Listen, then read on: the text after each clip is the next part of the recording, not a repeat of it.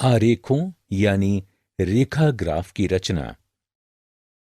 आरेख और मानचित्र जो कि इन विशेषताओं से संबंधित आंकड़ों को प्रदर्शित करने के लिए खींचे जाते हैं, उन्हें विभिन्न समूहों में वर्गीकृत किया जा सकता है।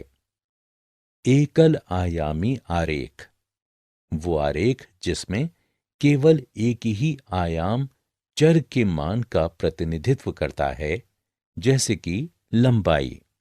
जैसे रेखा ग्राफ, बहुरेखा चित्र, दंड आरेख, आयत चित्र यानी हिस्टोग्राम, आयु लिंग पिरामिड आदि। द्विआयामी आरेख ये क्षेत्र या सतह आरेख हैं जहां दो आयामों को ध्यान में रखा जाता है, जैसे कि लंबाई और चौड़ाई दोनों, जैसे वृत्त आरेख और आयताकार आरेख आदि। त्रिआयामी आरेख आरेख जहां सभी तीन आयामों ऊंचाई, लंबाई और चौड़ाई को ध्यान में रखा जाता है, जैसे घन और गोलाकार आरेख। सर्वाधिक प्रचलित आरेख और मानचित्र रेखा ग्राफ, दंड आरेख, वृत्त आरेख, विंडरोज आरेख, तारा आरेख, प्रवाह संचित्र।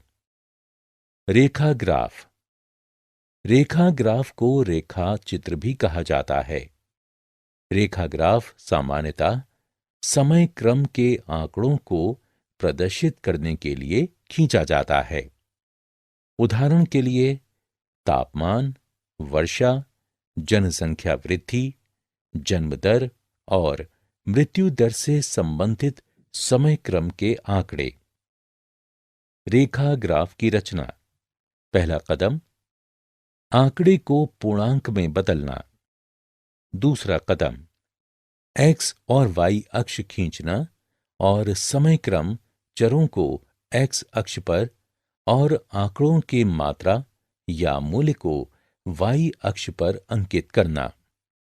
तीसरा कदम, एक उपयुक्त मापनी को चुनना और वाई अक्ष पर अंकित कर देना।